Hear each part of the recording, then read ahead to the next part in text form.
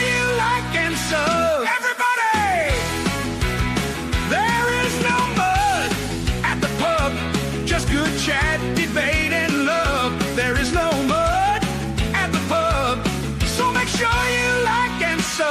Everybody! There is no mud at the pub, just good chat, debate, and love. There is no mud at the pub, so make sure you like and so.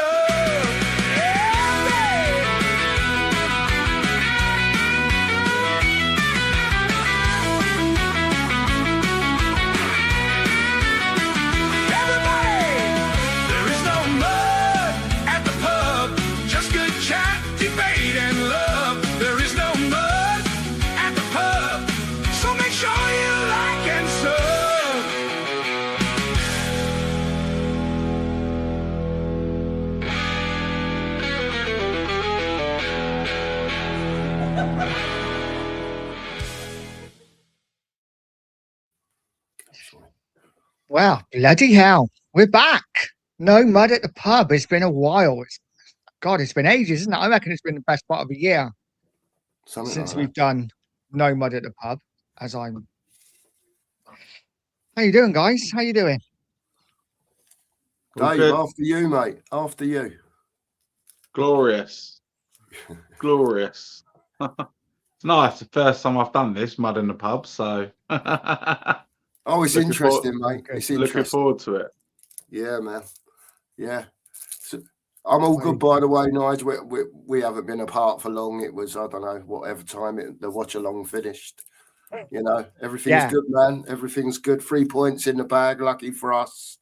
And there you go. Can't say no more. Should we start with the football? Might as well, I guess, since we won a game. Just get it out of the way. How you feeling, chaps, about it after the result? Obviously, the performance, listen, it was what it was. Wasn't great, was it? But we got the win. That's all that matters. How are we feeling? Is it more relief, or do you think this could be the start of something?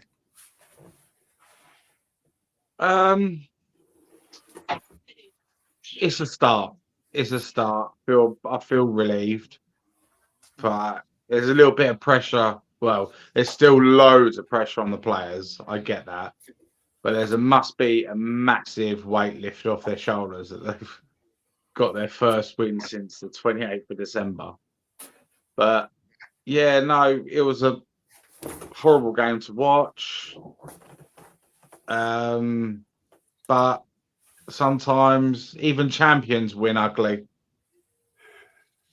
Do you know what I mean? You look at the big teams and stuff like that. They don't. What was it? City beat one the other day, 1-0. That was an ugly win.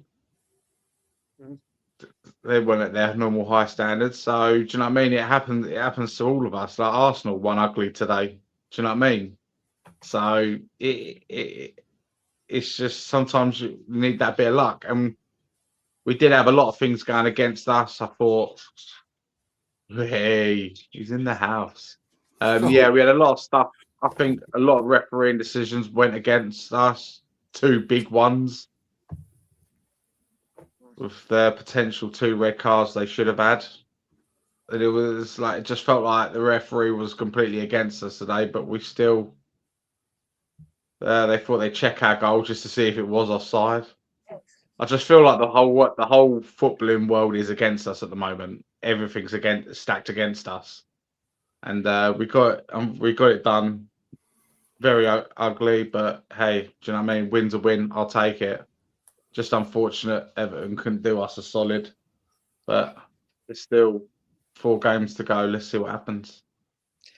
Yeah, I'll be having words with Rod Ross and Machina Joe tomorrow morning because Rod especially was adamant that Everton would do us a favour today. Cookie, quickly, how do you feel about the game before I bring Brian in? It was a poor game, Nigel, at the end of the day. I don't think anyone was expecting some high-quality performance from Tottenham. I thought we showed a bit of endeavour, a bit of fight, but on the whole, the quality was poor. Listen, we went there to get 3 points. Did we deserve to win? we had a lot of possession, a lot of huff and puff, didn't really create a lot. But at the end of the day, we nicked the goal. It's as the league stands, is exactly the same as it was before, apart from the fact of there's only 4 games left instead of 5. But we're still in with a shout, mate. And look, I don't want to be pessimistic. I don't think we're going to stay up. That's just me. But listen, if we do, I'll take it on the chin, mate. You can all come on here, give me a bit of grief, whatever it is. It's only opinion at the end of the day. Listen, I hope we go and win the next 4 games. I hope we do. I really hope we do. But we got the 3 points, and we're still in with a shout at the end of the day, and that's the main thing. Yeah, no, I agree. Bri, big up, mate. Thanks for coming on. How are you? How are you feeling after the victory? I am good, mate. And if there was ever a day for me, a recovering alcoholic, to join a pub session, it's today. It's today. We'll talk about the performance and everything, but I have been shameless all the way home on the train, in the pub, because after 118 days, Tottenham have won. Ole, ole. Ole, ole. Ole, ole. Ole, ole. Tottenham have won. Tottenham have won. Tottenham have won. Ole, ole. Ole, ole. Love it. We have waited so long for this moment. I said to Cookie when we were speaking, we could have played for 180 minutes. We wouldn't have scored apart from a set piece. The front line is absolutely atrocious.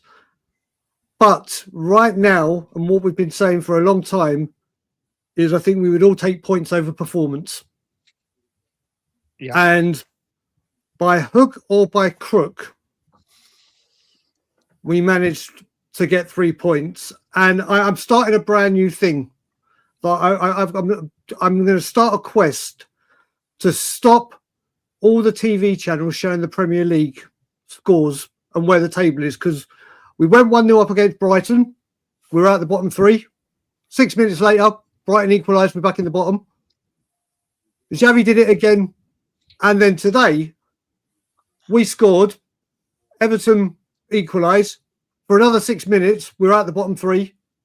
West Ham score. So I'm on a quest now to get showing the bloody Premier League table during games binned, because it's not helping us. Agreed. Quickly on performances, obviously worrying about Xavi, whether he's going to be fit, or whether that's him done for the season. It looks like Solanke's going to miss the rest of the season by what De Zerbi was saying. It's a muscular injury. And a special shout out to Kinsky, who didn't make that save right at the end. Imagine if that goes in the back of the net right at the end. Go on, bro. I'll let you have this one, mate, because I know we had the conversation on the phone. Yeah, we've had the conversation. Look, if you look at that first half performance, we've watched Leeds, we've watched West Ham, we've watched Forest, who have come out in first halves and just gone for it, shown fight, desire, passion, like everything, full throttle, like we're on the off. That first half looked like we were like 13th and safe and nothing to play for. It was the most atrocious first half. Everyone was going mad. There was no fight, and it looked that whole way for the whole game. Like I said, that goal came from the set piece with our great striker Paulinho, because we can't score goals with our strike force. But I had a big chat with Cookie, and I've seen his reaction to the Kinsky save. Do you know what? After the heartache and horror show of Atletico Madrid, when he was picked for Atletico Madrid, I welcomed that sub, because I thought, right, playing with the ball, getting it out, it'll be good. Obviously, the 16 minutes of pure hell for him and being substituted, that would break a seasoned professional. That would break a player on top of his game and a bit. But the way this man has come back, with the self-belief, self-confidence, focus, mental strength. You've got to remember, against Sunderland, after Romero went off, he's got his head bandaged up and he had to dive down low immediately to stop the ball. didn't have a thought for his well-being, got down and got it. Brighton, he couldn't do anything with the goals. But I tell you what, that save, I don't care. That is a world-class save. And I'll tell you, if Vicario was in goal, that's sailing into the top corner. That was, I cannot tell you how happy I am. It shows from what he had to go through in Madrid, he has shown most of the outfield players how to deal with hurt and turn up and be delivered. I am so happy for Kinsky. Today is all about Kinsky. He had very little to do, but that save could be season defining. Yeah. And Feb, I am over the moon for Kinsky. And if De Zerbi starts Vicario next week or anytime during the season, it's absolutely crazy. Yeah, no, I agree. Lads, anything else on Kinsky? I think Just very few bright sparks in the game, obviously we won, but Kinsky was definitely one of them, wasn't he? thought it was a magnificent save. Nigel, we was commentating on it. We was together doing it. And I said to you about, like what Brian said, he's had the bang on the head, everything else that's happened in between. Didn't show no fear about diving over for that. Because I thought at one stage he'd actually missed it and he was going head first into the post. Do you know what I mean? He didn't have any fear about none of that. He weren't bothered about the post, mate. He was worried about keeping that ball out the net because that's his job, right? Absolutely brilliant, I thought. I thought it was a wonderful save. Absolutely wonderful. I thought he'd left a bit too much. I said to you, Nigel, didn't I? I thought he hadn't quite got him over enough, but he said he was happy with it. And the space he'd left was huge. Huge, big space he'd left across. But, he saved it. What a great save, mate. Brilliant for him. Brilliant for the kid. Agreed. Dave, Anthony, Kinsky. Big up, boys. You all right? Big up, Kinsky hasn't put a foot wrong the last few games, has he? Like since he's come in, Vicario can't go back and goal, can he? Like Kinsky, what a save that was! And like Cookie said earlier, that save completely erases the mistake he made against Atletico Madrid, because that save is probably saved our season, because if that had gone in, that'd been us done and dusted. Yeah, I agree with that. The words were out my mouth, and I was literally about to say the same thing. Okay, if we stay up miraculously, we can look back on points. We can look back on situations and scenarios. And that save will probably be top of the list of everyone's list. Yeah. Because it was a top class save. And he almost knocked himself out in the process. Yeah, man. You know what I mean? In the day, taking one for the team there, isn't he? Literally. And the thing I loved about it, I loved about that, when that final whistle went, all the players were going mental. And rightly, do you know what? Rightly so. Rightly so. We've been stuck in the mud for pretty much all season. Terrible form, home and away, and it was just nice to see all the players getting together, like banging the club crest on their chest and stuff like that. De Zerbi running onto the pitch. Do you know what I mean? It means a lot to them, doesn't it? Do you know what I mean? Back the manager. Yeah. The thing is, you still got Spurs fans moaning about, saying it was only Wolves or we didn't play well and stuff. And we didn't play well. It was a shocking performance. But end of the day, we haven't won this year. And I don't care how, at this stage of the season, I don't care how we play as long as we win. Agreed. Exactly. And Collins bang on as well. De Zerbi could easily have 2 wins and a draw. We're minutes away from beating Brighton, and a wicked deflection against Sunderland. I know it's all ifs and buts, but small margins, isn't it, in football? And De Zerbi's, I think, has done a pretty good job since he come in. But for me, guys, more than anything, it's a time just to be happy, even if it's just for a night, because we have lost so many games this season, and we haven't won the Premier League this year.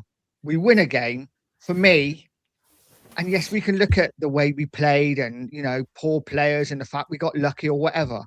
we've won a game of football. And as fans, isn't that what it's all about? Winning football matches. So for me, I'm happy. I'm not going to look negatively on anything at the moment. We'll cross that bridge later on down the line.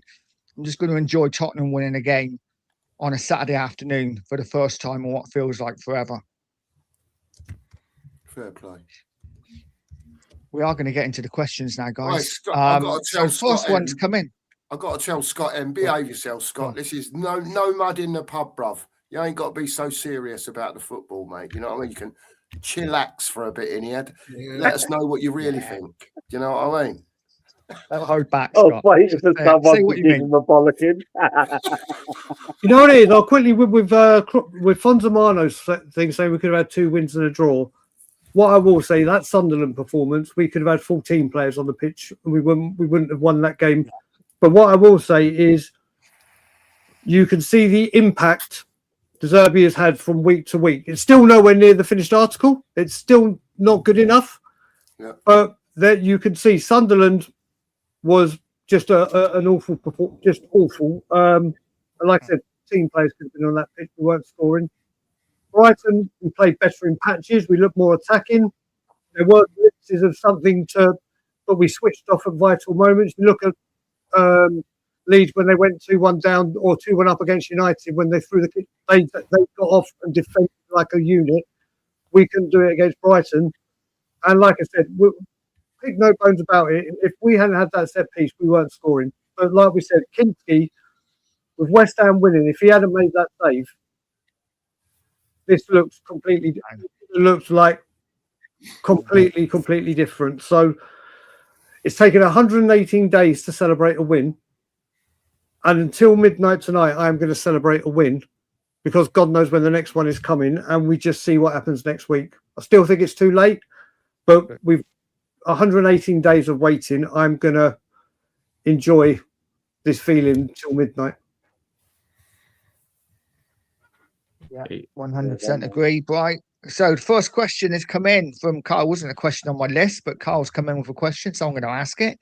Ooh. If you were stuck in a lift elevator and it's going to take 1 hour to get out, who would you rather be stuck in there with, Levy or Sol Campbell? You have to pick one. Who's going first? Well, I have a caveat that I need to know from my man, Carl.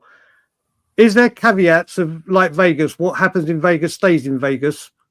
In this lift, is it just to talk to? Is it just to, I don't know, heated? Put it this way: if it was what stays in the lift, what goes on in the lift stays in the lift. Levy all day long. Levy all day long. That would be my dream. I wish it would be 3.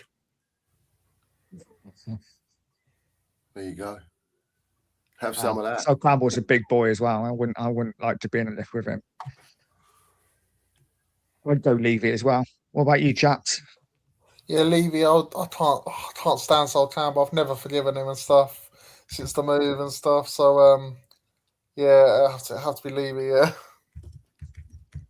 I can't stand Sol Campbell as it is. I wouldn't be able to just be stuck in a lift with him. Dave? I think I'd rather die. No, on a serious note, I'd have to go in a lift. I'd love to spend an hour in a lift with Daniel Levy just so I could interrogate him. Interrogation. Literally. I would interrogate the shit out of him.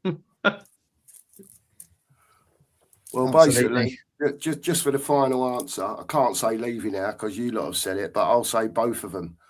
And as I rile Sol Campbell up enough, right, yeah, that he's just getting ready to headbutt me, I'm going to tie down, do my shoelace up, and he's going to accidentally headbutt Daniel Levy instead and do my job for me. And there's going to be claret everywhere. And there you go. It's all done, and I didn't have to do a thing except bend over and do my shoelace up. Let me just add to that as well. Bad days. I get the hatred for Judas. I do. And obviously, he screwed us over once. He screwed us over once. And if someone had said to me when he came back the first time, if you give Sol Campbell a hero's welcome and Enoch and Levy sell the club, and we wouldn't. I would have given him a hero's welcome. Literally, if someone had said you give him a warm welcome on his first game back, and Levy and Enoch don't exist, mate, I'd get a statue out there for him if it meant not having to deal with a quarter of a century of this nonsense. Fair play, mate. Yeah. Gotta say, you are right. I was just trying to kill two birds with one stone, Brian. That was all. I get you, though, mate. Oh, 100%. Your hatred for the man, mate. Hatred too soft of a word. Well, yeah, I know. Yeah, I know, mate. I know. But there you go. Got to get this other lot out now, mate. Got to get this other lot out now. We've got to get going on that. There you go. Right, chaps, let's ask a question. It's going to be a bit more lighthearted now. I think if you had to relive one day in your life, what day are you picking and why? And it can be as happy or sad as you want. And yeah, it's where we get to know each other a bit better. I'm going to go last because I want to know how many happy and sad stories there are in between. Because I've sort of got an happy-ish one and I've got a sad-ish one. So it depends how many happy and sad-ish there are to which one I'll tell you. Okay. Who wants to go? I'll start off. Go on, Dave. When my first child was born, proudest day of my life. My beautiful little blue-eyed boy. Yeah. See, I wasn't down that route, but I didn't know whether this was football related or in general. This is in general, Nigel. So sorry, Nigel, I didn't mean to take over. Yeah. Mate. I'm like, whoa, hang on. That's all right, mate. You carry on. We're at the pub. Talk about whatever we want. Anything and everything. Well, if I'd have two days in, and that's when both my kids were born. Oh yeah, you can't pick one, can you? No, I can't pick one or the other, so it has to be two for me. Fair play. Right.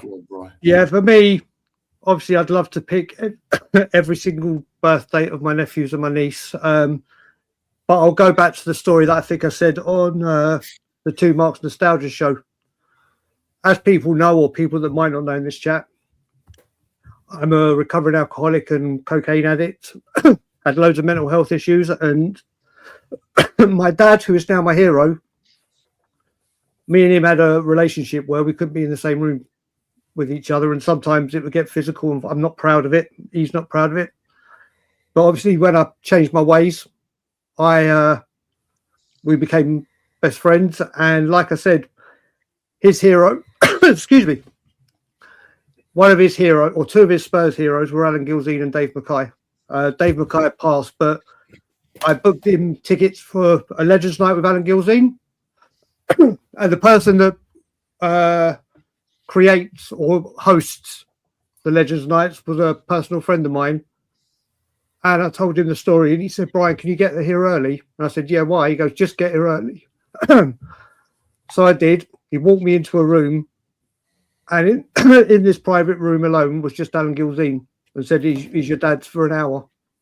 And everything I put my dad through, financially, mentally, physically, destroying the house, being an absolute nightmare for him, to watch my dad sit and talk to Alan Gilzean for an hour.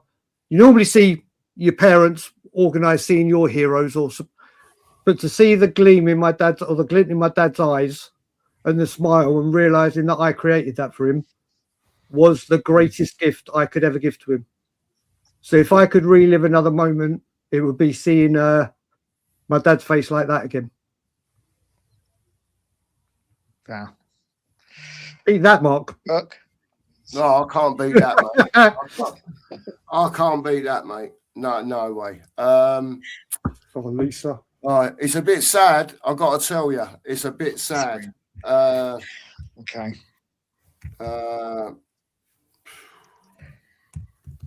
So when I was 27, my mum moved to America. She'd always wanted to move there. and her sister lived there. Her sister married a fella out of the equivalent, whatever it's called, to the American Navy, right? So he was stationed in Ipswich at the time, and that's how they met. And basically, my mum's sister went to America to live her life there. So they hadn't seen each other for 24 years, nearly as long as Levy has been in charge of, Enoch have been in charge of Spurs. So she got to go one day and decided that was the life for her. So she put down to go to immigrate to America with her second husband. I was on the list as well to go, and this is where it changes, because I was sort of 16 or so, 16, 17 when she applied for it. Anyway, obviously I'd got married in between, had my son and that, and shortly after we'd had my son was when the letter came through the door for saying basically she's got 6 months to sell her house, show that she's got enough collateral to take with her to be able to live in America for whatever. I don't know if it was 3 months, 6 months, whatever it was. And her sister's husband had to sponsor them as well. So anyway, that all went through. They sold their flat. It was the height of the recession, so they got very poor money for the flat. And to give you a clue, 3 years later, it sold for 4 times the amount. That's how deep the recession was at the time, right? So anyway, they sold up and went, and I didn't see me mum for a very long time. And we spoke on the phone regular, and anyway, she rang me one day, and she said to me, Mark, I've something's happened. I said, what's the matter, mum? So she said, I've bent over at work, and she said, I couldn't get up again. So I said, what do you mean? I said, what, did you have a muscle spasm or something? She said, no, something cracked. So I said, right, okay. Anyway, so she said, they've had me in the hospital, done tests and all that and whatever else. And they've found out I've got cancer. Right? So that was that. Anyway, so time went on. 6 months later, she was in a wheelchair, basically. She'd gone from, I don't know what she was, 8.5, 9 stone, sitting wet through 4.5 stone, if you were lucky. And it basically ate her away. She had it everywhere. And I just remember the last day, and it was a long time ago, and I don't mind sharing with you. It still upsets me now. And she'd been a smoker all her life, right? But all the time in between knowing that she was ill, I was flying over every 2 or 3 weeks to be with her for a week, because I had my own business, so I could do whatever I was doing. And I went over the last time that I saw her, actually, and she sat in the wheelchair. She's sitting in the wheelchair, and she looked at me, and she said, Mark, will you do me a favour? I said, what's the matter, Mum? So she said, will you just light me a fag? She said, I don't want to smoke it. She said, I don't want it. She said, but I just want to hold it. Right? So anyway, with that, 20 minutes, half hour later, I've got in the car. I've already spoke to the Macmillan nurses, and they said, don't worry. Next time you're back, she'll still be here. It's okay. By the time I got home, she was dead. So you can imagine, I don't know what it was, a 10-hour flight, couple of hours at the airport, either way, within sort of 16, 18 hours of the time that I saw her, and everyone telling me, don't worry, it'll be all right next time you come back. Yeah, she was gone. And it was just really difficult to take, because I felt like I've been lied to. I know I wasn't lied to. It's just how it was.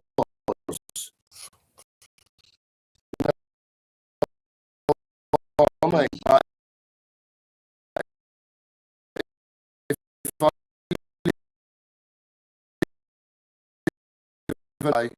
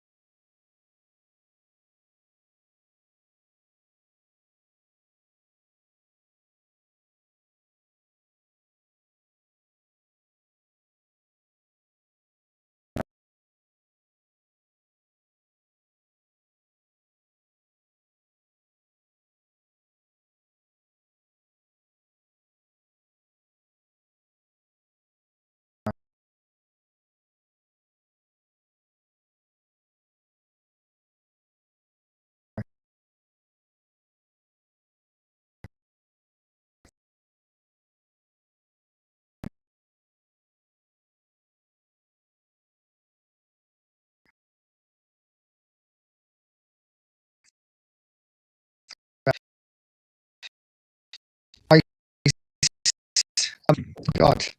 Yeah, mine would be similar, if I'm honest. Mine would be similar. He was he signed to bring us work to sign. Okay, I'll do it tomorrow and do it the next day. But I have a question. Any ghost story? Yeah. Like, Because people are saying Once the grid and things happen, all that. By the way, Nige, that will be a YouTube problem because all of us, I don't know, I can see all of you fine. Yep. Let me see. You know what I mean? It's clear as a bell. So something's going on earlier. On your stream earlier, even when I was on the stream, I couldn't hear properly. What did I a couple of times? Yeah, so people have been complaining of that for a couple of days. YouTube is very yeah, it can be. Yeah, it's really weird. So, but I don't think anyone can do anything about it. It's just YouTube. They had a mental day a little while ago, didn't they, where no one could stream, couldn't get on. Nige, do you know what I'm thinking? Nige, what I'm thinking is I'm just looking over YouTube. You know when you can hover over and see videos? Yeah. All the videos are playing fine. So maybe this is StreamYard and a bad link. I don't know if you want to end this show, create a new link and start it afresh. Maybe that might do something, or it might even itself out. Okay, I'll give it a couple of minutes. Cam saying audio's improving. Nita saying you're back. So fingers crossed. Fingers crossed. Sorry, chap. Sorry, guys. Yeah, streaming. I think it's definitely like Brian says, Nige, it's at YouTube or StreamYard or whatever, however it works. It's one of them probably, mate. Yeah, weird. Never happened. Probably the ghosties. Anyone else seen a ghost? I haven't seen a ghost. Go on, Dave. You go first. I have to be honest with you. No. I haven't seen a ghost, but I can't remember. It was so long ago. I can't remember what the name for it is now. One of you lot will probably tell. Right. So I don't know if you ever have heard of when you're actually asleep and you must be dreaming or something like that, right? But you feel like you're floating off the bed and you feel like you're in the air. It begins with an L, I think. Levitate. Levitate, right. Yeah. Right, so you're asleep. I was about 10, something like that, right? And I felt like I was levitating off the bed and I could see the bed and everything below me. And I felt like I was literally floating and I was fighting to open my eyes, because I knew what was going on, but I wasn't actually awake. Does that make sense? And as soon as I managed to open my eyes, I felt myself go back to the bed, but without feeling the FUD, if that makes sense as well. It was weird, mate. I still think about it to this day because I remember it so vividly. It was really, really weird, really weird. And even the remembering of trying to open my eyes because I could see what was going on. It was scary, mate. I tell you, for a 10-year-old kid, only ever happened once. But yeah, you had remember it. An out-of-body experience. That's it. So I don't know. It's never happened again, right? But really weird, really, really weird. That I can remember everything about it as though it's just happening again. It's really weird. But there you go. Can picture everything. Absolutely everything. It's mad. I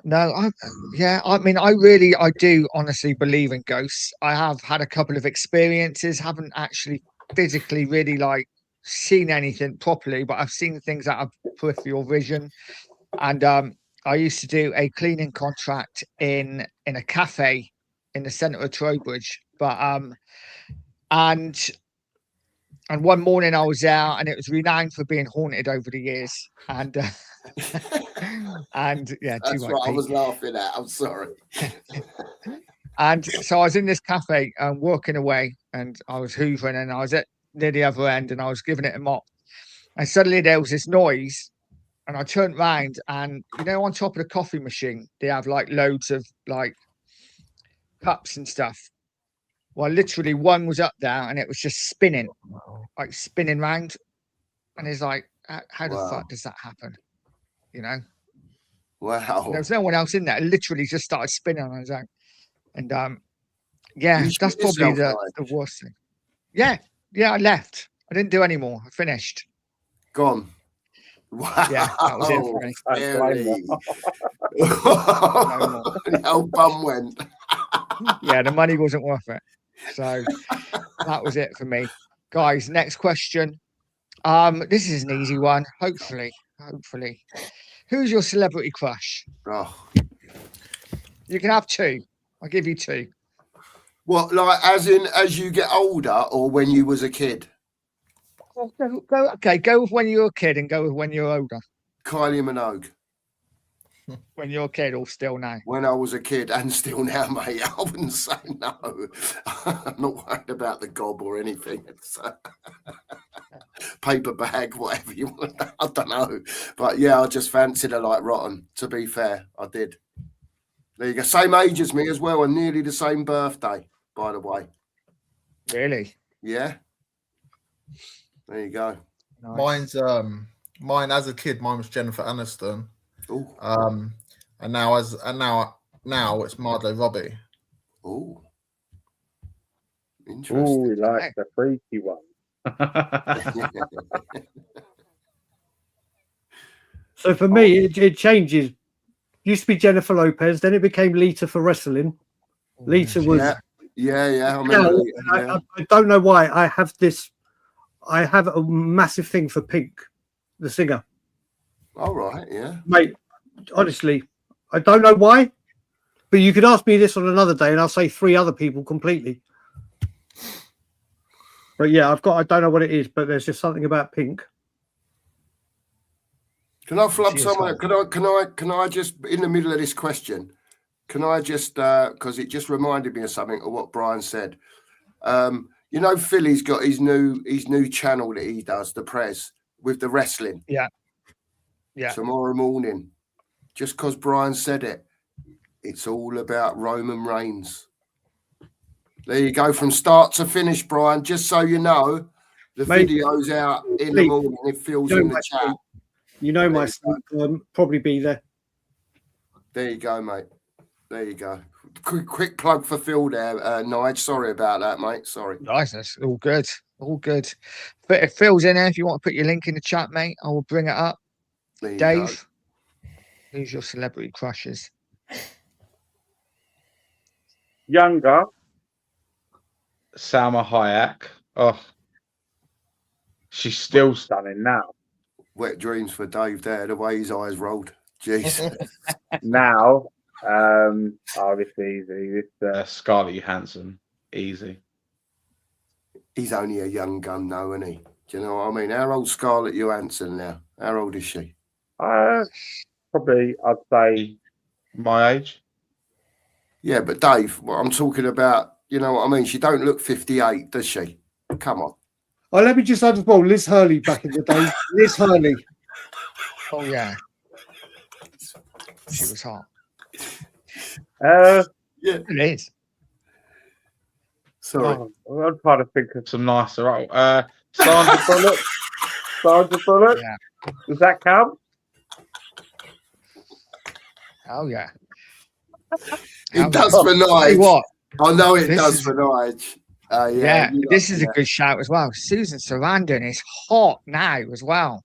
Yeah, Oh, She's fair got to be play. pushing 70, isn't she? Fair play. Yeah, Susan Sarandon, yeah. Yeah, she must be.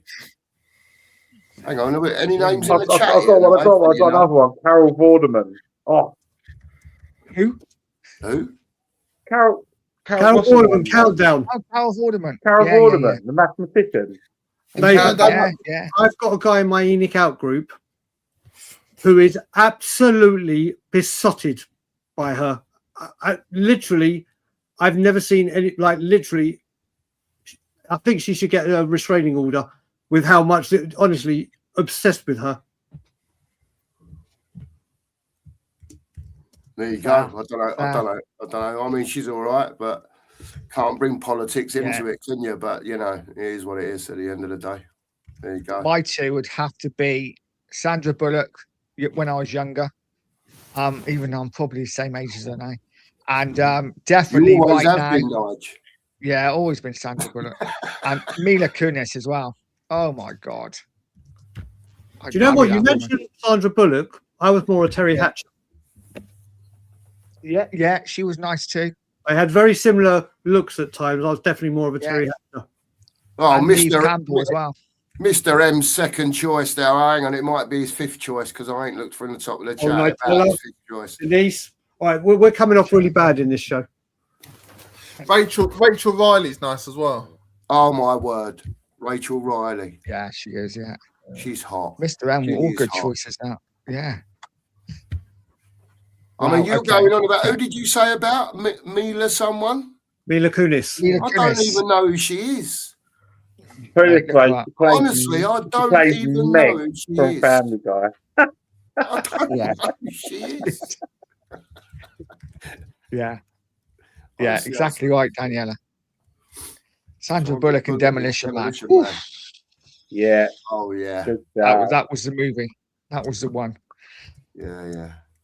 But okay, let's come up with another question. Another easy one. First album ever purchased. You can show our ages now.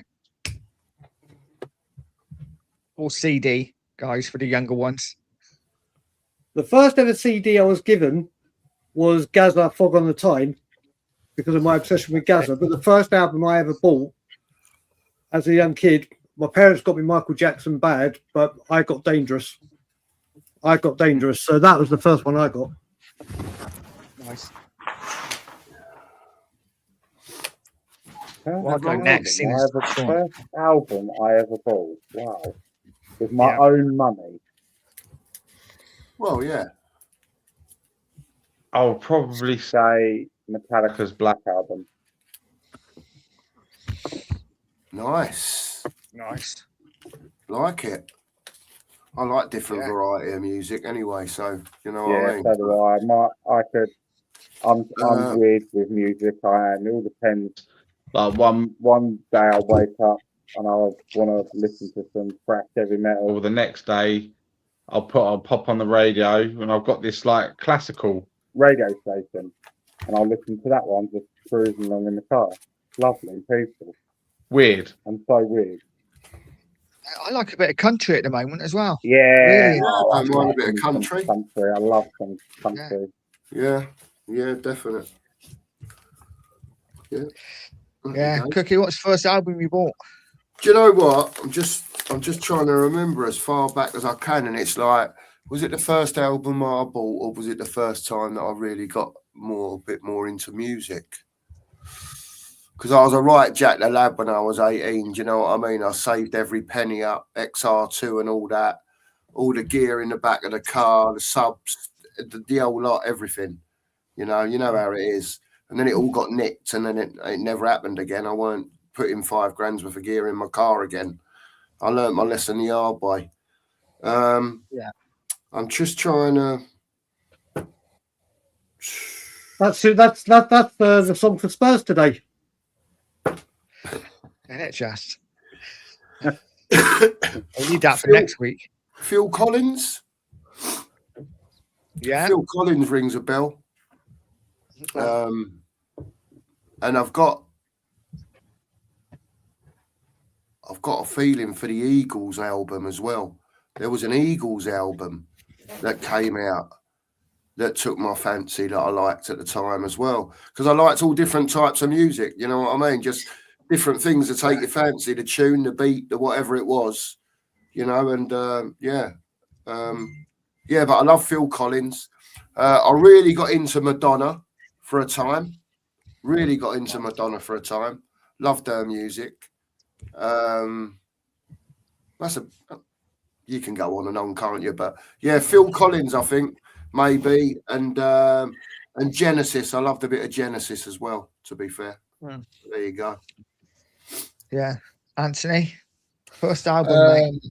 My memory is like not Drake, but I think it was a Red Hot Chili Peppers one. I can't remember which one it was, but I just remember back in the day I really liked them, and I still like them now. How old are you, Anne?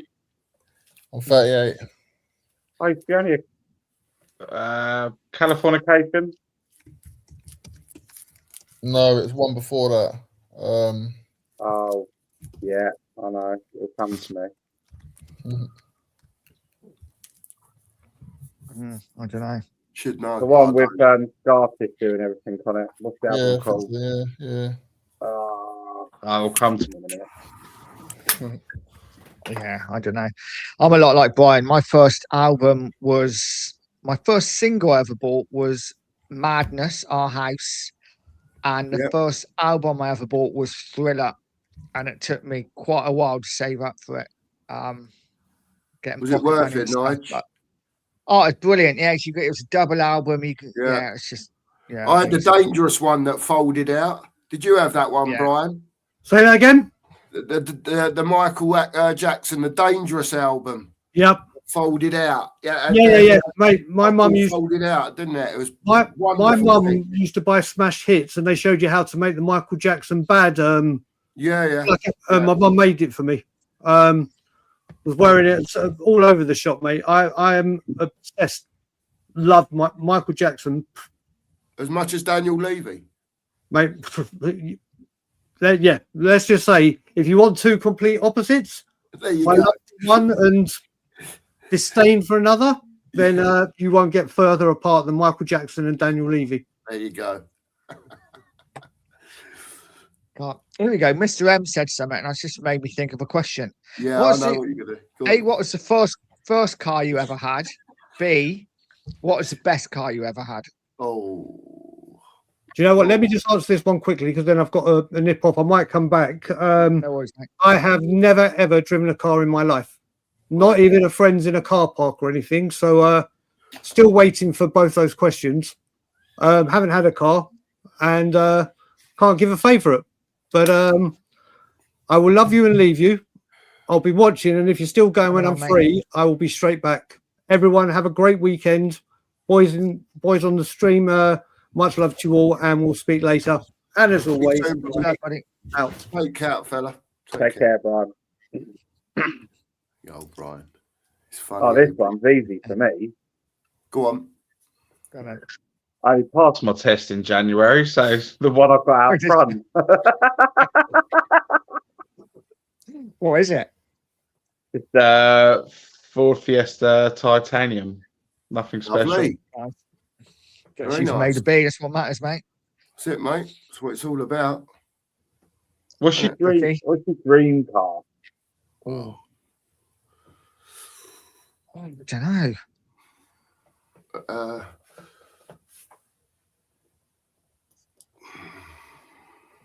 I don't know. Are we talking fast car? Are we talking well-built car, comfy car? What your car would be personally? Right, well, do three then. You got sport, luxury, and everyday use. Right, I can do that. Go on. Yeah. Sports first, sport car. Go on then. If I could pick any car now to drive right now, it would be the RS 500 Cosworth. Oh my God. Oh my. Can I swear? Yeah. Of course. Oh my fucking God. They think there's cars out there today, mate, that scare the pants off people, right? These things were raw, like proper, Nigel tell you, proper raw cars on the road, dangerous things in the wrong people's hands, and I mean really dangerous. You know, I can't even explain to you the power, you know, from when you first put your foot down in first gear till you're going as fast as you can in top gear. Do you know what I mean? Just an awesome sports car.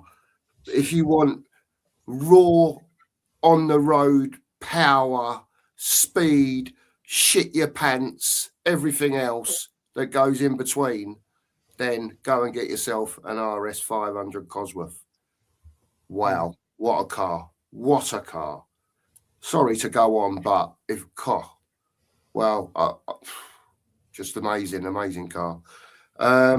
What was the other ones, Dave? That was sport. Luxury. Now, luxury. I would go with. I had a little while ago. I had an ML Mercedes 350, but it was a top of the range thing. It had all the works in it, you know, done everything except wipe your ass type of car, and beautiful, Dave. Yeah. Absolutely beautiful. Again, didn't have the raw power. Do you know what I mean? But had a nice big engine in it, 3.5 litre. Well, you know, if you floored it, it went. Don't get me wrong, but so comfortable. If you had to go 200 mile down the road and 200 mile back, it didn't felt like you've done that. Do you know what I mean? It was just so comfortable. And if you did it a bump, you didn't feel it. And just a beautiful car, beautiful type of car, I think. Very nice. I'm sure people have come up with far better cars. And then you said every day. Every day. I got a Jag at the moment. 2.2 diesel, nothing special. Didn't buy it new or anything. It's got 100,000 miles on it now. Drives beautiful. You'd never know. You'd never know, Dave. And I've got to tell you, for a diesel, mate, it's got this sport mode thing on it, right? You ram it in sport mode, mate, stick your foot down, shit, it goes. Oh, it goes. It's not the fastest thing in the world. Big up, Gator. Very nice, Dave. Very nice. But a nice everyday drive. Like I say, nothing special, but I'm getting on later in life now. I'd like a bit of luxury again, but don't get me wrong, the old Jag's beautiful, mate. I love it. Very nice indeed. Yeah, good, mate. Good. That's Go on, me. then. Sorry. Go on then, Nigel. Your dream sport, dream luxury, and your dream every day. My sports, if I had to choose a sport, it'd have to be a Porsche. Always wanted a Porsche, always dreamed of having a Porsche. Though, like Cookie, talking about the Cosworth, when I was younger, I must have been 23, 24. I had I had a Peugeot 205 GTI 1.9, which went like shit off a shovel, and it terrified me. Had to have a 1.9 because the 1.6s and the 1.9s were different on the wheels. Yes. Whenever you pull up next to a 1.6, you look at them and you'd be like, "Oh, you just got a little 1.6, mate." And it was, but it was terrifying. Sometimes you're going 100 miles an hour, you didn't even realize it was. But yeah, for me, a Porsche, not your standard, not your Boxster though. It'd have to be like a 911 or something. Luxury wise, I don't know. I've never had a luxury car, so I don't know. Just a nice Lexus or something would be good. And everyday use. You know what? I've got a little Mazda now, a little Mazda 2, which so far, touch wood, has never let me down. And, you know, it gets me to work and back every day. And just, you know, just something like that. Quite happy. I'm a bit of a small car. Always been a hatchback, man. I like my hatchbacks. So something like that would be lovely. Yeah. Very nice. Yeah. I think mine would be, my dream sports car would be McLaren P1, just for the pure savagery of it, like what you were saying about your the RS. Yeah, just something that's gonna make you shit yourself while you're driving, but in a fun way. Luxury. I'd have to. If this is like if you had the money to buy all these cars for a start, I'd go for a top end Rolls Royce. Just imagine sitting in. It's like sitting nice. in a spaceship, wasn't it? I was being realistic in my picture, though, Dave. Got to tell you. That's what I dream. No, but I thought you meant the dream car at the end. Do you know what I mean? And then pick your three in between. Oh, okay. I just went with dream because I've only ever owned one car. still sitting out there. And I'm going to get this one. This last one, before I die, I want a Ford Mustang pickup truck. Get in, I Dave. love me a pickup. It's like the look of them, the safety you get inside of them. Nice. And yeah, and then Ford Mustang, I've just released one, and I'm like, I want me some of that. Yeah. Yeah. But saying that though, my old Driving instructor, I went round his house, when I passed not that long ago. And I took him a bottle of gin round, just say thank you and everything for helping me. for it all and everything. Yeah. And He goes, "You want to go?" He's got a Tesla as his other car, Yeah. and he took me me in that. Oh my God. Never experienced experienced anything like that in my life. Does Like 0 to 60 in about 1.8 seconds or something Fucking hell. stupid like that. It is. stupid. You, It's it sucks you into your seat. Yeah. Did you shit your pants, Dave? Yeah, well, it did, but then when he stopped, it went back up again. It's the way you said it. It's like, yeah, I did. Before It's like I Rody comes almost in, shit- before I Rody, al- go on, Dave. I almost shit myself. but Well, gravity And force prevented it.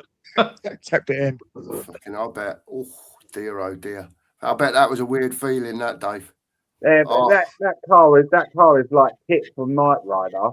On drugs. Steroids.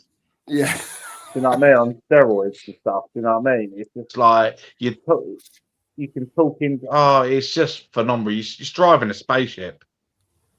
It's like driving a spaceship made by a complete different civilization, not of this earth.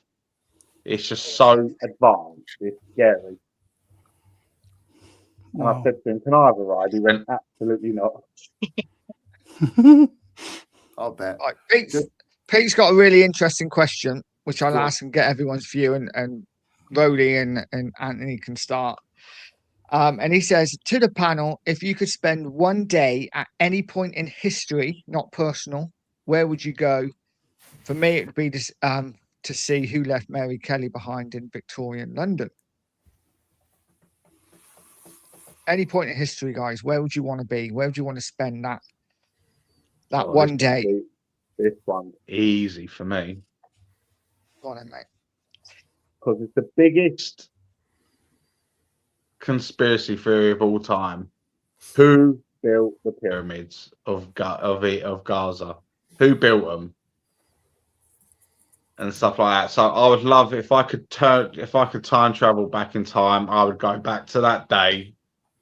It's just so I can just see thousands and thousands of men building like these pyramids with these massive, huge stones, which weigh God knows how much. I want to know we're driving the tipper wagons in to get the sand out. Isn't it? Do you know what I mean? You know. I've got to go, boys. Actually, I've got to go, but have a good show. Yeah, I'll speak to you in a bit. You boys. You take Right, care, mate. mate. Take care, buddy. Take care, man. Bye, mate. Cheers. That was my sports car. Oh, It's got pictures of it. Is Nice. that? Hang on a minute. Hang on. MR2, is it? Is that an MR2? No, No. bigger is than it? that. It's a 3-litre twin Okay. turbo. Ah, is it a Duflange Mitsubishi? Yeah, GTO. Yeah. Oh, nice.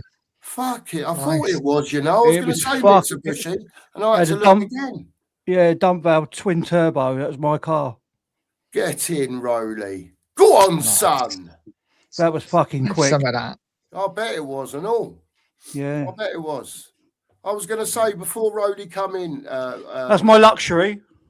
Oh my God, what is it? It's a a boat, isn't it? 42-foot cruiser. I was going to say it's a boat. Yeah. Yeah.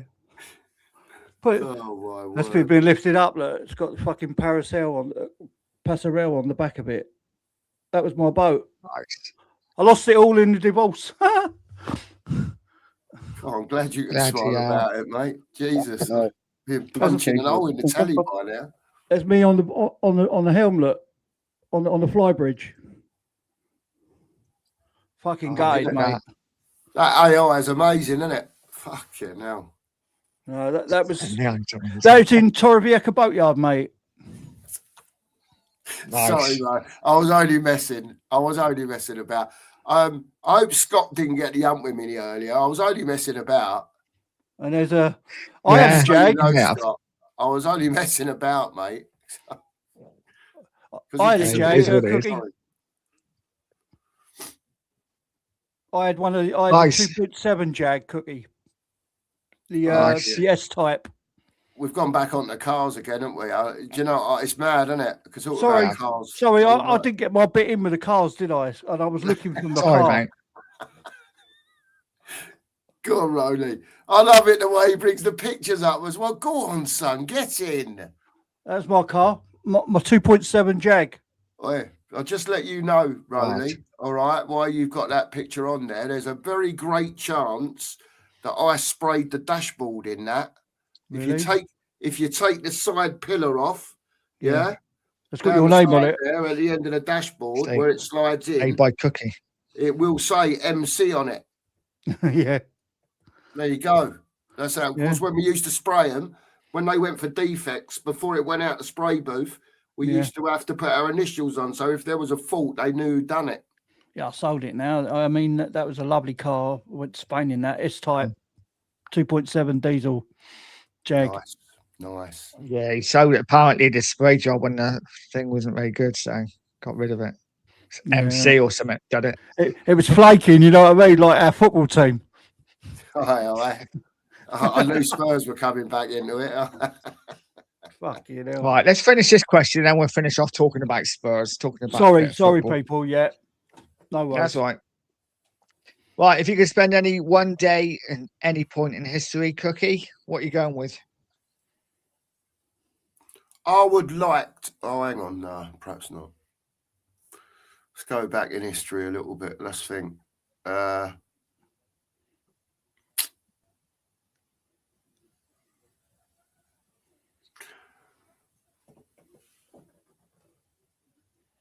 I would have liked to have been Winston Churchill. Yeah. It's fair. Get in. Have On some the of last that. day, on the last day of the war. Yeah, exactly. That was what I was just going to say. You beat Yeah. me to it, Rowley. Yeah, exactly. Winston Churchill on the last day of the war because he got his nuts out. There you go. I can say no more. And you know what the end result was. Get in. Yeah. Go on, Winston. God, look at we. It's like what we've come. Come as a football team. Look what we've come to as a country now. Look what's leading the country now. Oh, Well, compare. You go back to them to win. I think I would like to go back to the Roman times because, like, they had everything, didn't they? They were just so brilliant. They built the viaducts, waterways, sewage systems. Do you know what I mean? They were just amazing, and they built that bloody Colosseum. I went to Rome last year, and went to the old Rome as well, and see all the markets where the markets were, and that. It just blew me away. It just blew me away. Absolutely brilliant. Rome was, yeah, Roman times for me. Yeah. Beautiful. Yeah, for me, you know what? Have any of you guys seen? I'm sure you all have. You've seen like the monuments and stuff that are built in these like rainforests and stuff in the middle of nowhere, like the deepest, darkest areas in Peru. And they're like, there's monuments and like towers. It's like, how the hell? And they've been How did they get them for there? thousands and thousands of years. How'd they build them to start with? How they got them looking like they do? Well, they're I'm saying sure it's they shipped the pyramid stones in from another country. So how the fuck they get them there in the first place? Didn't they? Makes Yeah, you wonder, doesn't it? Doesn't it? Yeah, Makes you them wonder. stones come from miles away. Do you know what I mean? Yeah. Each Also, stone though, weighs at least 2.5. 1.5 tons, wasn't it? Yeah, but how they many had- men was it took to carry them? And it's phenomenal.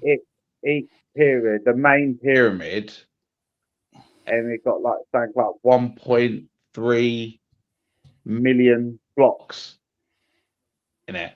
It obviously weren't done in a day, Dave, was it? Same with Rome. I'll tell you another phenomenal I see last year. We went to Milan and we see the Duma, and it took 500 years to build. 500 years. Wow. 500 years to build. You Jeez. imagine starting it. You wouldn't be on job and knock, would you?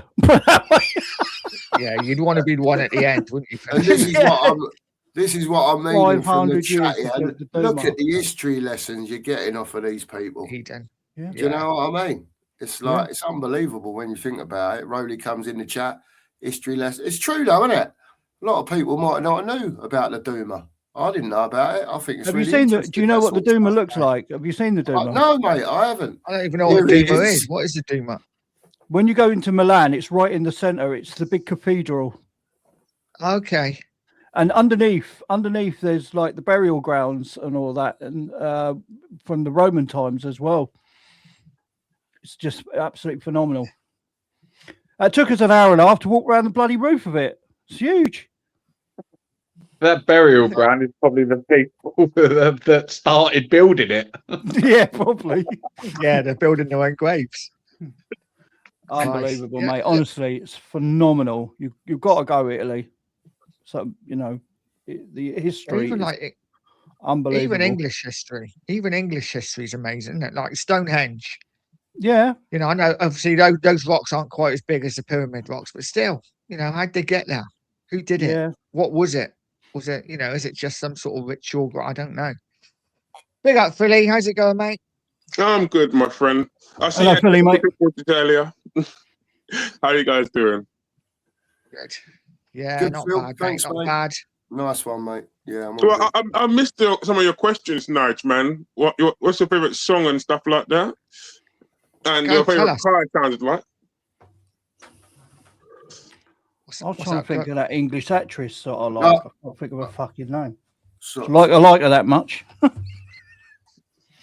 Okay. I just want to say, Phil, before you answer any questions or anything, as your manager, and we signed the contract together and all that shit, yeah, to promote your channels, I made sure, and I've got the people here just to let you know that I did plug your channel on your behalf to let everyone know that you were releasing the Roman Reigns story I am indeed. on your channel. So I just wanted to get that in there before anyone tries to claim anything, or you know what it's like, mate. It's me and you, we're all right. I'll sort you out later, sort of thing. Yeah, that's fine, mate. Thank you very much. Thank you very much for the plug. Yeah, I've got it all booked and set up for tomorrow. That's what took me a bit of time just to get a few of some of the stuff ready for tomorrow. So it should be a good show. I'm looking forward to doing it. Go on, Phil. You give it to him, mate. You give it to him. 8:15 tomorrow morning. There you go. Absolutely. For all you Brighton Absolutely. breezers in the morning, tune into Philly. Get on the Roman Reigns story, start to finish. Amen. Absolutely. From his NXT days all the way up to his World Heavyweight Championship days, I'm going to be telling people how Roman became the OTC tomorrow morning. And if you can see it there, We can see it. OTC. We can see it, Phil. We can see it. We can see it, Phil. It's all right, Is he your favourite? Is he my favorite? Mate, I've watched wrestling since WrestleMania 7. I've got too many favorites from WrestleMania 42 now, man. I've seen so many from back in the days, from Hulk Hogan all the way up to Bret Hart and today Roman Reigns. So I've got loads of favorites along the line. Edge, Stone Cold Steve Austin. Each one of them will get like a little storyline. Stone Cold Steve Austin's my goat. He's my goat. Yeah, I saw Yeah, the Rock. I grew up in that. Oh, he did I mention grew it. up watching He that mentioned Attitude Era, which Oh, I yeah. still think to this day is its best era. I watched before the Attitude Era. I saw it coming in. I remember the infamous 316 speech. And that I'll mention in my video for Stone Cold Steve Austin.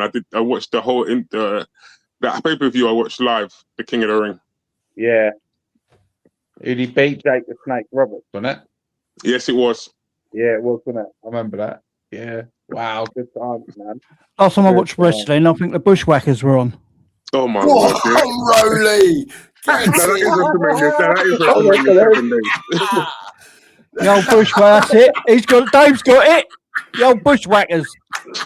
No, that is WrestleMania days, isn't it? WrestleMania 7 days. I tell you, Bushwhackers, you know.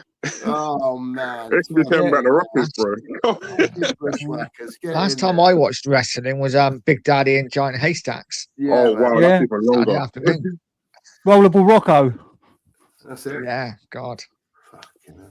And Rollable it's funny, Rocco. like you try and think of names yourself, and then people are popping names off. You know, like when I say to you, Nigel, about it brings back a memory. Do you know what I mean? Someone said a name. Wasn't it was there. WWF, wasn't it, then, years Yes, ago? it was. Yeah. Yeah. WWF. Yeah. Because the World Wide... Yeah, the world, Worldwide. they stopped the world, the Wrestling animal. Federation, wasn't it? And then Yeah. because they changed it because of the wildlife, didn't they? Yes, they did. So that's why they had to change their name to WWE.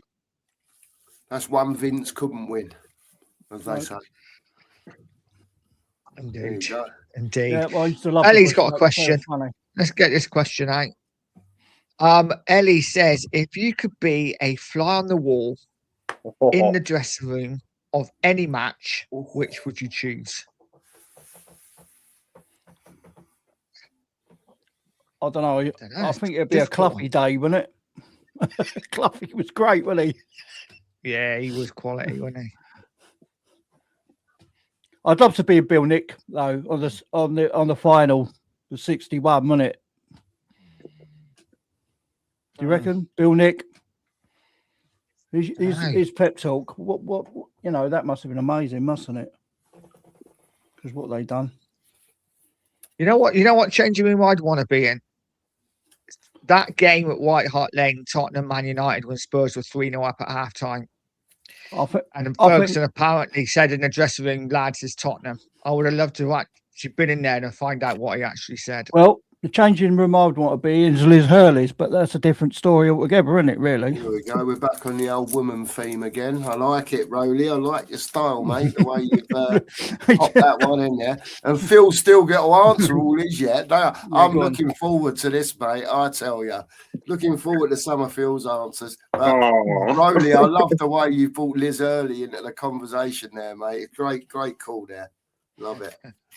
She's beautiful, she is. She's still beautiful now. She lives in bedazzled, isn't it, Liz Hurley? Who was the one in that what was it? Yeah, she was in Bedazzled, but there was also another one about two lads, and she helped them find a date and all that. I can't think of her name. But look, she looked like Liz Hurley. Can't pick her name. It'll come to me. Very nice. Weird Science she was in, wasn't it? Brooke something, wasn't it? Brooke Shields. No, it wasn't Brooke Shields. Brooke someone, wasn't it? Was it Brooke Shields? Yeah, Kelly Brook. Kelly LeBrook. Yeah. She was pretty, weren't she? She was Kelly indeed. LeBrook. She was, yeah. No. Sorry, That's mate. the I'm a one. massive fan of John Hughes. I was going to do that on my BMGT.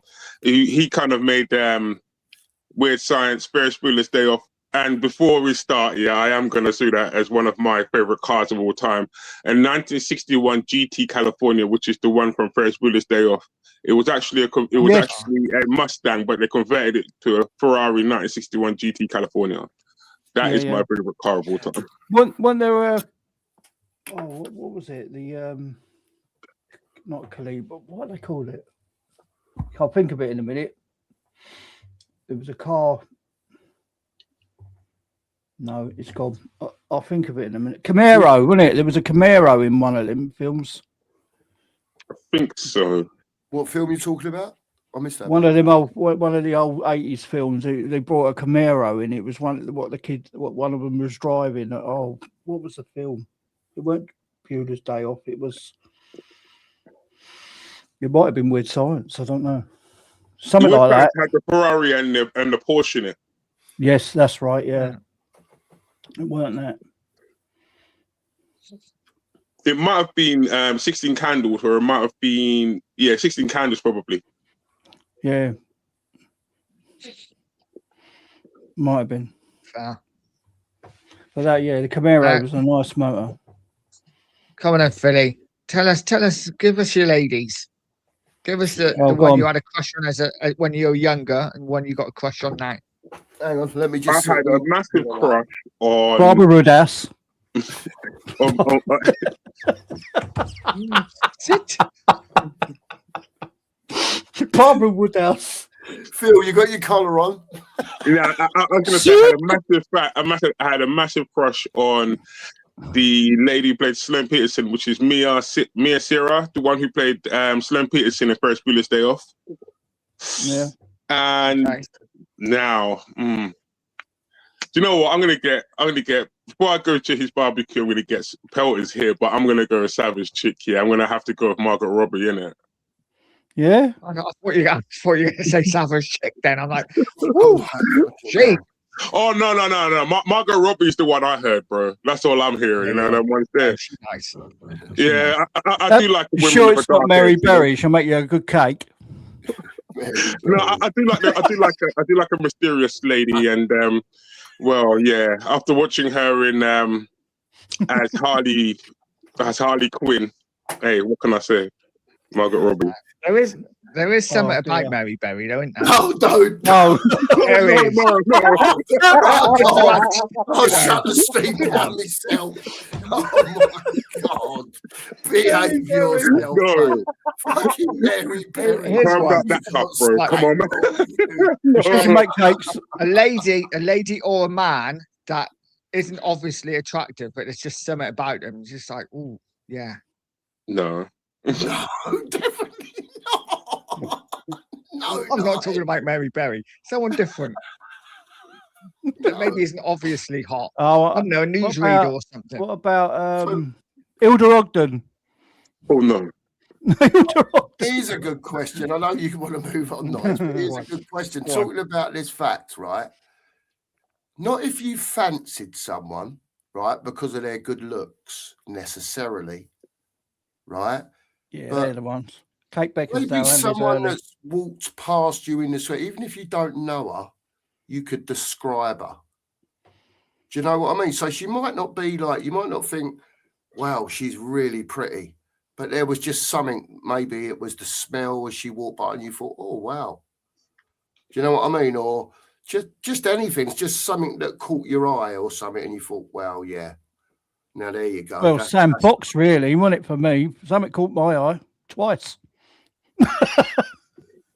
Obviously. Inga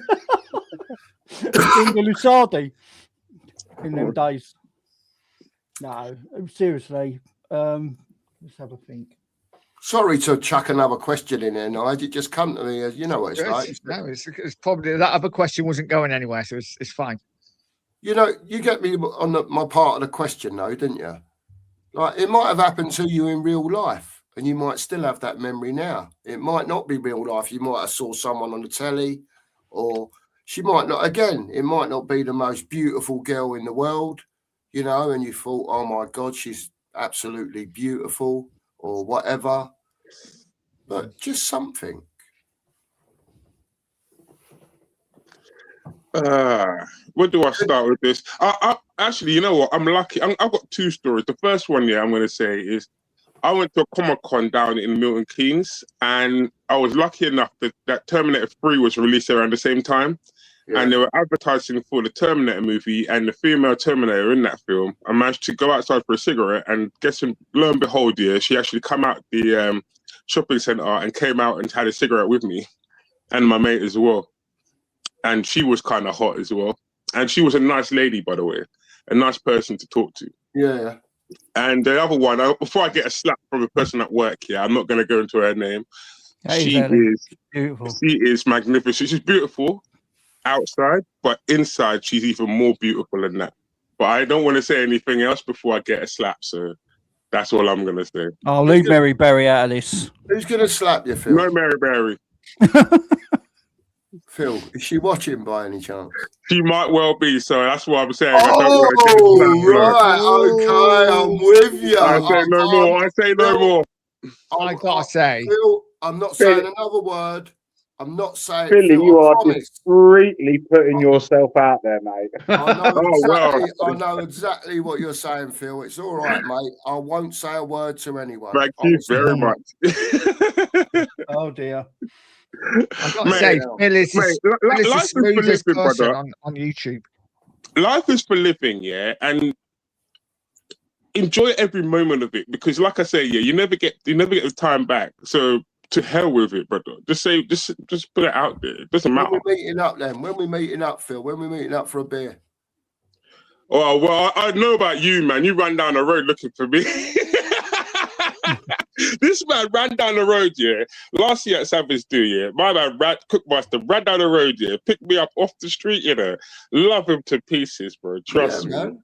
Fucking top geezer, Phil. I'm telling I you. know. Well, we're meeting up this year as well, so I'm looking forward to that as well, man. We're sorting that out. We're sorting night out. So I know we've got the Barbie coming up, but we're sorting night out as well. Yeah, it'd be cool. Have a night out. Take me to some of your haunts. I have got to say, Oh, Lisa, I have got to say, Lisa, Sean Butler is looking for his Helga. You could be his Helga. Yeah, you could You be as could well. be, Lisa. And I'm change looking your at name. you, kid, down there. I'm looking at you. You could be his Helga.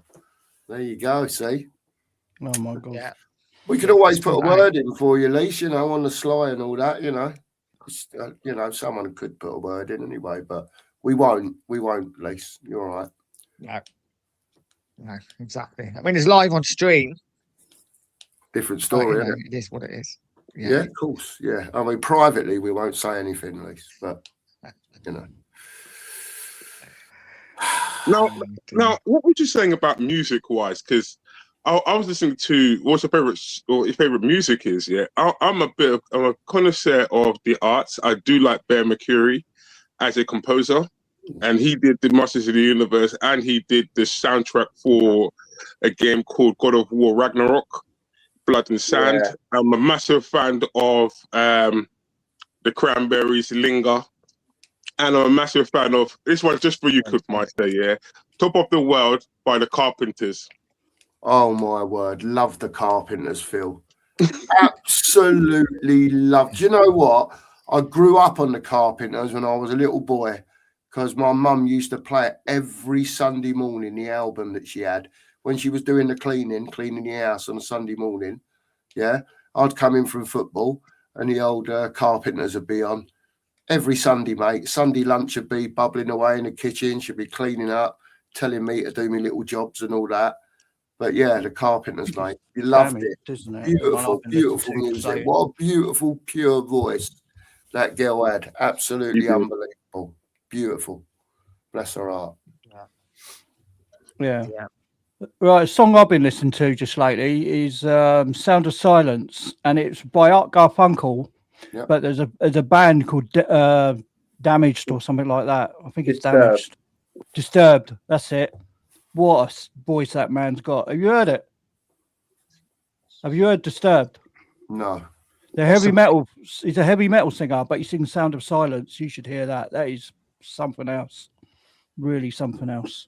Yeah, absolutely. Exactly, They've actually said with that version of it, it said it's one of so many bands, groups, artists always put a cover out, don't they, of one song, of an old classic or whatever like that. But this one from Disturbed, all the people, all the critics have said it's actually better than the original. Yeah, you want guys to want to have a listen to it. It's I'll have a fantastic. listen. The It's live really version good. and all. Have a listen to the live version. There's no bullshit in it. You know. Yeah, what I mean? I've seen him live. I've seen them live A few times, Disturbed and stuff like that. He's they're good when they actually play music, but he's very he's all politics. David Droman. Yeah. Between every song, he drones on about politics and we stand on fire now. Just shut up, you twat. Just play music. I just found it by chance on YouTube. I was just listening to it. Wow, it blew me away. I tell you, proper blew me away. Yeah, very good. And Just making a note. what else do I like? Oh, I listened to a bit of Metallica as well, but they were a band that Elton John even said that they write music like they write it's a theatre. You know, he said there's such good songwriters. The ballads are superb. No, nothing else matters. He wrote. Elton John said about it. He said he'd never heard anything like it. He said they're so talented. He said it's one of the greatest songs ever written. Yeah, he did. That's what he said. Coming from him as well, like From Elton John. Wow. It's like you could see when he said that, James Hetfield, the singer, was like he touched his hand, touched his heart. He was like, "Whoa!" From Coming from Elton John. Do you know what I mean? One of the greatest songwriters ever. You know. Yeah. Best songwriter of all time is his name. What's his name? Brian Wilson, the Beach Boys. Beach Boys, yeah. Absolutely phenomenal songwriter he was. I'm doing all kinds of music here, but there is another genre I do like to talk about, and that is rap music. I am a massive fan of Tupac. All Eyes on Me, best album ever released. Well, the book number one is the best album for me, and the other one I'm going to say is Biggie, and I do like a little bit of DMX as well. Oh yeah, that's my guy. Philly, he's my goat, DMX. Elvis. Queen Ellie likes a bit of Elvis. Look. You want Elvis, Ellie? Get a shovel. He loves a bit of Sean Connery as well, apparently. Only joking, Ellie. You know I love her. If you can see behind me, I've got my favorite Bond on the wall, which is Octopussy, and above my head, I've got A View to a Kill. That is my favorite Bond. I'm a Roger Moore fan. Cool. Like I don't know. What's your favourite Bonds, guys? I don't know. For me, it has to be a Sean Connery one. Yeah, Sean Connery Probably. was the baddie of James Bond when he was. Yeah. Connery. Nah, Roger Moore's a Bond for me. I love the one-liners, and I do like his expressions. Roger Moore was a ladies' man, wasn't he? He's a proper ladies' man, wasn't he? But then he always played a good agent as well. If you remember back to was it The Persuaders with Tony Curtis, and The Saint as well. Saint, yeah. Saint, he was good with Saint, yeah. Yeah. Yeah. Do you like the old Bond films? It's going to be interesting to see who plays the next Bond. I reckon it's going to be a woman. No. It can only be one person. Go on then. Henry Cavill.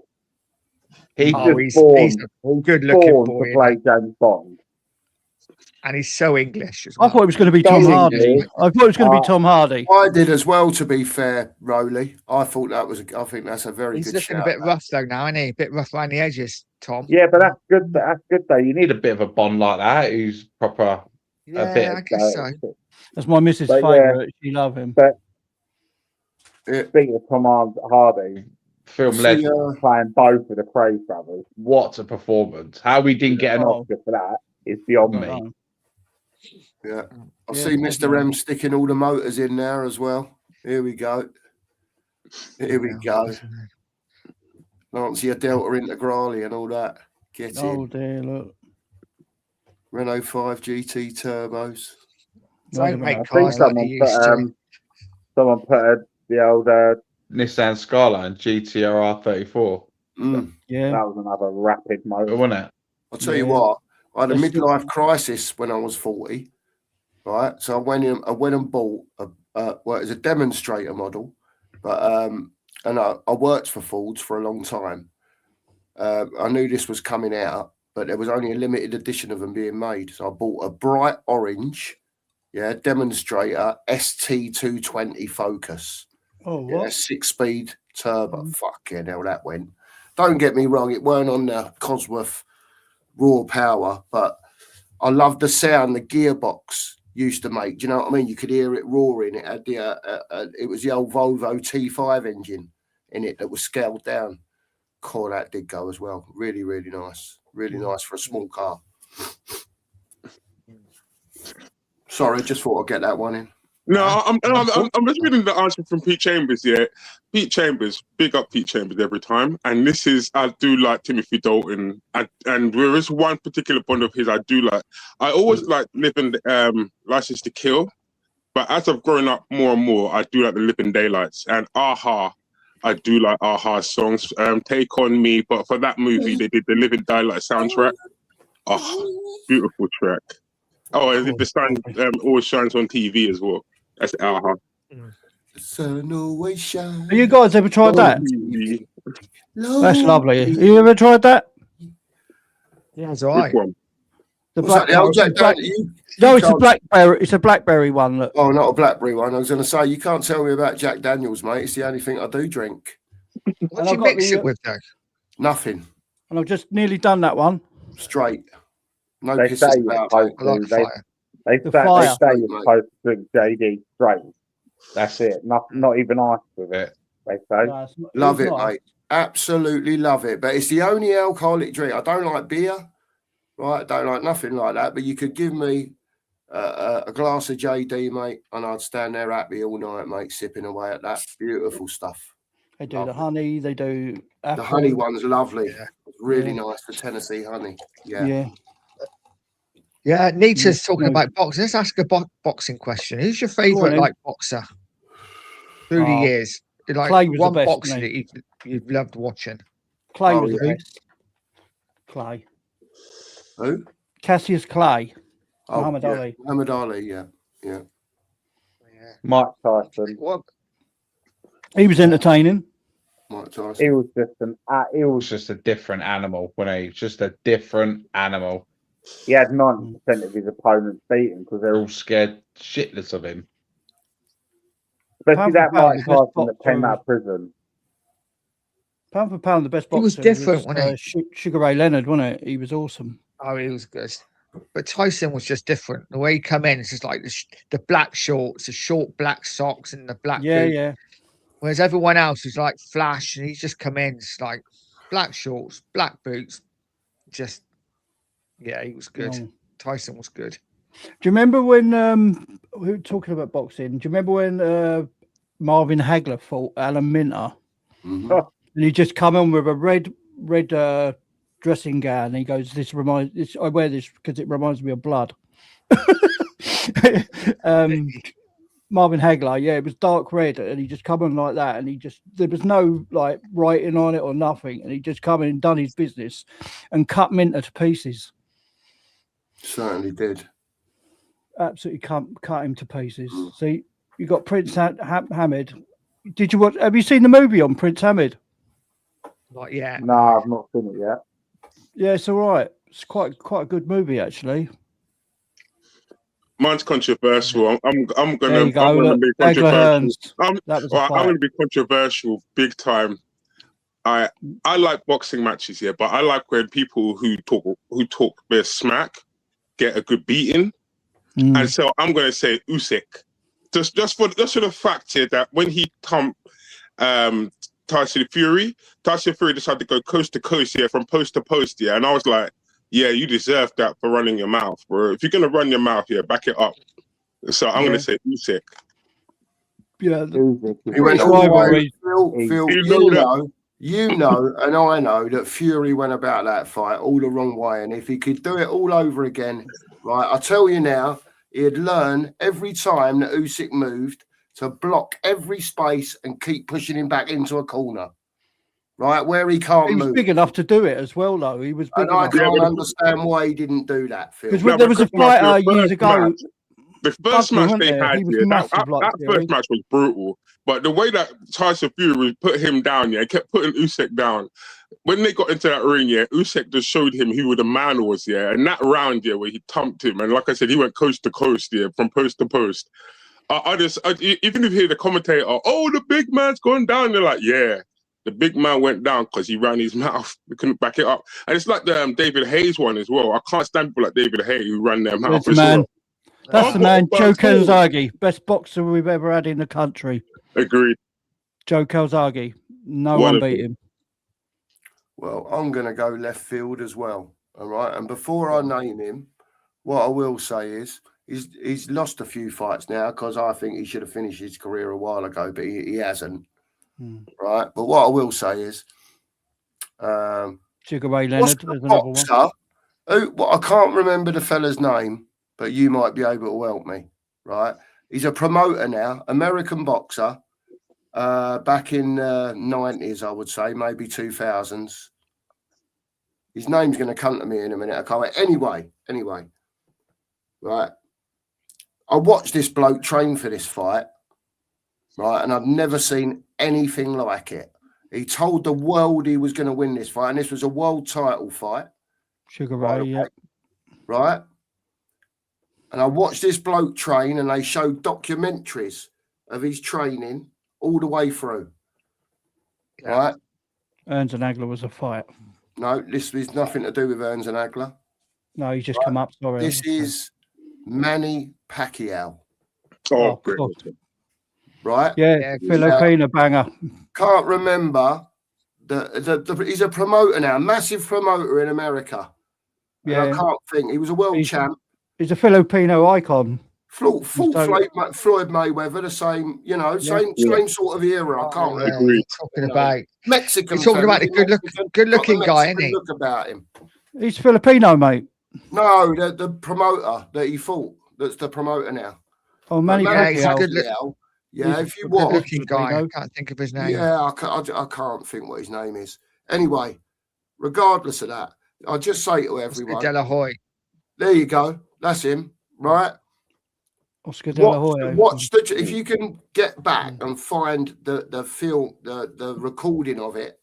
If you can watch him train for that fight, he was the outsider for that fight. He told everyone he was going to win.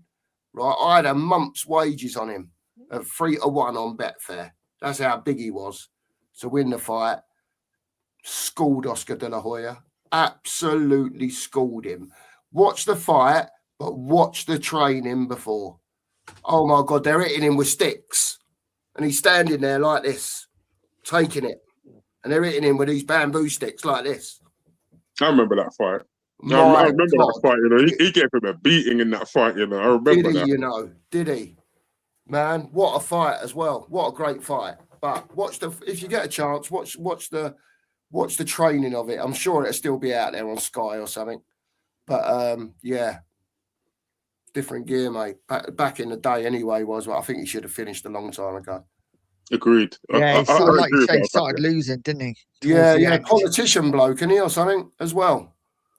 Right, with the end of him, though, isn't it? When he fought Mayweather, that was the end of him, though, isn't it? Because Mayweather, I remember that. Yeah, man. Yeah, but I find it quite funny with that Mayweather fight. He'd be calling his crew and everyone were calling Mayweather out for years. And he answered when he was Mayweather answered when he was way past his best. Pretty convenient because I would like to see Mayweather fight him in his prime or just coming up to his prime. Mayweather was very clever. Cookie, do you mean Chavez? No, it weren't Chavez. It was Oscar De La Hoya. Oh, right, okay. Oscar De La Hoya. Yeah. Mad, he weren't a bad boxer himself, was he? That's what I mean. Oscar De La Hoya. Pacquiao absolutely schooled him, mate. Absolutely schooled him. And he was a massive outsider, 3-1 for the fight. I remember I had a month's wages on him. It absolutely made my day, mate. I remember sitting up watching the fight. It was beautiful, beautiful thing to see. He done exactly what he said he was going to do. Brilliant. Yeah. I really like the Cobra. I think he was also he was just an absolute a bit like Kawasaki. They just like punch all day, wouldn't they? They never fought, did they? Take it, just keep. No, it's a shame. They should have. It would have been an interesting fight. Still got a massive mouth now, though, isn't he, Carl Froch? Yeah. Oh, he talks, doesn't he? And that's what I like about him. He just gives it. Yeah. He don't care either, does he? Who he says it to? He's not bothered. No. He don't care. No. Exactly. Fair play to him, you know what I mean? I missed that. Fair play to him. What's that echo? You know. Oh, we've got a bit of feedback going on there. Sounds coming from me, you know? Yeah. I think so. I don't know where. He's going to start pressing buttons. Doing my fucking head in, I tell you. Yeah, better not be my microphone. Should be. The batteries have run out. Right, guys, let's end the show talking football and Go on finish then. up talking about Spurs. And chaps, obviously we won today.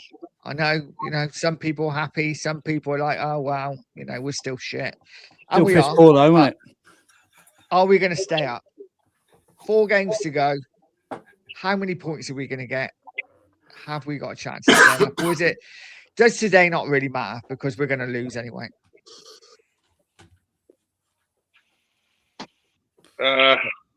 Got Villa next, don't we?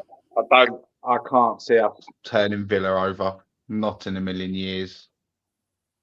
Well, I don't know. Even though we won today, It was bad, wasn't it, though? our forward line is so bad. It's gonna, if we're gonna win games, it's gonna have to come through set pieces because it ain't gonna come from any of them lot. As pessimistic as that sounds. Well, depends if we play Paulinho or not, our top striker. Oh, I love Paulinho. I love that. I think they've got to sign him, haven't they? They've got to sign him. They're If trying he to stay up, they've got to. They're trying to renegotiate a deal, Rowley. It's all bollocks, mate. No, Look, but they're money pitching. They're probably, I know, Rowley, but penny you pinching. know and I know 25 million, right? They've probably gone back to Bayern and said, we'll give you 15 million quid for him. Do you know what I mean? It's penny pinching, He's mate. fucking It's worth bollocks. it, though. He's worth 25 million, Of course isn't he he? is. That's why I'm convinced he's not starting. I'm convinced he's not starting, especially now that stories come out that Spurs want him, but they're not willing to pay the money. I had a As feeling that was usual. happening at the start of the season, but I had the feeling that was a loan agreement at the start of the This season. is why Lange and that other idiot's got to go. They've got to. So this is what makes me laugh, right? With Spurs, not willing to spend £25 million on a proper old school number 6, which Yeah, will spend all be that money the only on one in our Archie squad. Is a player that we need and we've been crying out for since Victor Wanyama.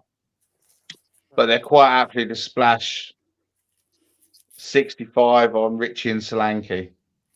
And do you know what that is? Make it make sense. And do you know And why that 35 is? on Archie Gray. Cheaper wages.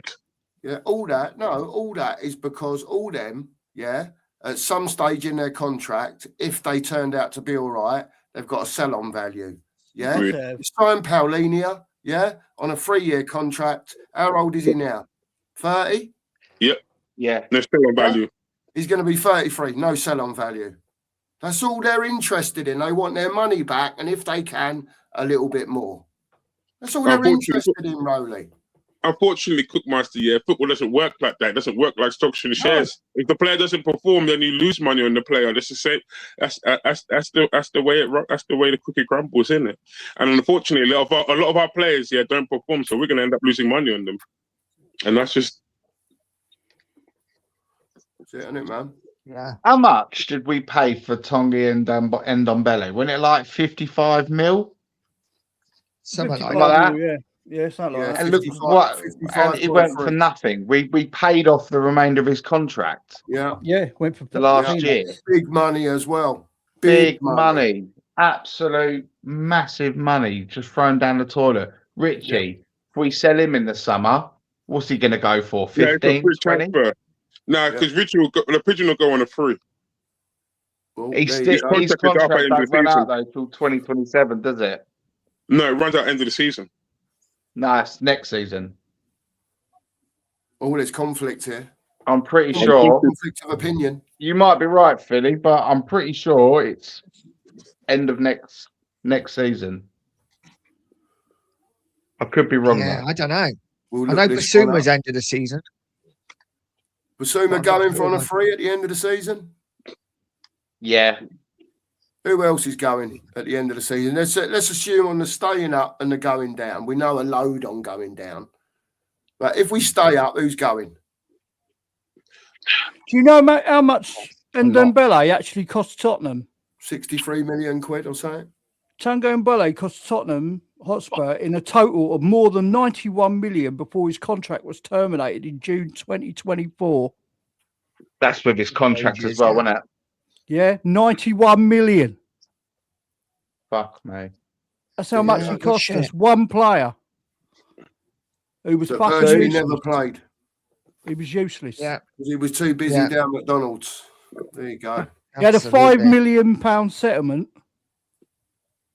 for being shit. Yeah, Fucking unbelievable, isn't it? that's Isn't the it frustrating unbelievable? thing, though, because he wasn't shit, was he? He was a fucking brilliant player, but he just didn't. His Just mentally, didn't apply, did he? Just He had didn't- it all, When didn't did he he? show it? When did he show it? I don't remember when he showed it at Spurs. Sheffield United away. That was about it, if I can remember rightly. One When we game. beat them Yeah. about I 6-1 or remember. something like that, I whatever it remember was. that. In the Man United game, innit? The Man United game, he showed up as well. Yeah, and that game he showed up. But Yeah. they all did I that, though, think, didn't they? They all did. on his debut, he scored, didn't he? He did okay for a little bit, but he's just, yeah, he Fucking was terrible. rubbish. Terrible signing. But as for players leaving, Cookie, I see most of them. I'd get rid of Porro tomorrow. I think Yes, he's it's freaking awful. shit. He's a poet and he didn't know it. I'll get rid of Porro tomorrow. Yeah, bloody hell. There you go. How big squad? There's a 25 thumbnail. man squad, yeah? Yeah, 20 of them Udogi leave gone. tomorrow. I'm not shedding a tear. 20 of them mans leave tomorrow and just leave 5 of them there. That's good enough for me because I just don't want to see any of them in a Spurs shirt. Whether Spurs Absolutely, turn around Philly. or stay up, brother. I don't want to see them in a Absolutely. Spurs shirt. Good businessman, though, Best bit Brian. of sense I've heard all day. Do you know what? All of them. Fuck off. All Yeah. of you lot up there, fuck off. If you ain't going to fuck off, get someone in who knows how to run the club, who can buy players for the championship. Because let me tell you now, wet lettuce ain't going to do it, and nor's Amen. peanut head. Sorry about that. Neither of them are going to do it. They're both shit. Get them out. Why they're still here, I'll never, ever know. It's got to No. be some of that, or someone's bending over in the men's toilets. I don't know, mate. You tell me. Yeah. You tell me. Is it me or is Lang made of Teflon as well? This man doesn't go away, isn't it? A man's made of Teflon. I'm swear down that man's made of Teflon. Even now, yeah, after his summer window, there's talk of him actually staying on, yeah, as a secondary role as a technical director. It's Sebastian Kiel for Borussia Dortmund. What's that This kill man- like? Does anyone know? Mate, listen to his resume, yeah. I think he's absolutely perfect for Spurs. I said this on Flick Show earlier. I think he's absolutely tailor-made for Tottenham Hotspurs. Listening Yeah, to but his if he's backstory. allowed to do his own thing, though, Philly, do you know what I mean? If he's still got fucking lands breathing over him and that other twat, we ain't going to get nowhere, are we? Fucking hell. Mate, have a look at his Say what you history. mean, Yeah? Rowley. That's what I'm going to say to you. Is have a look at Sebastian Kiel's history, and as soon as you read that, yeah, you just know that he's tailor-made for Tottenham Hotspurs because you just listen to that and you think this is just another drama just waiting to happen, and him and De Zerbi together, oh, that's the powder keg there. That's all I'm going to say. Sweet as a nut. Make you so angry, though, doesn't it? And he got a habit, though, that kill of causing a bit of disrest and upsetting in the old Unrest, changing room. yeah. I hope they do. Yeah, I hope it that's why I upsets tell him the it's whole a apple cart. It's Burn it that. all down. Burn it all down and start again. Burn it all Absolutely. down and Rebuild the start lane. again. Rebuild the lane as it was. Exactly. With the Get Park the Lane. White Hart Lane back. Build it back. Get someone the in. Park Lane Replica on the build shelf the old side. White Hart Lane. Make it a little bit bigger, maybe 50,000, but the same atmosphere. None of this supposedly 22,000 biggest in the world stand that's going to make the Spurs Ultras the greatest there's ever been. Oh, someone's vibrating again.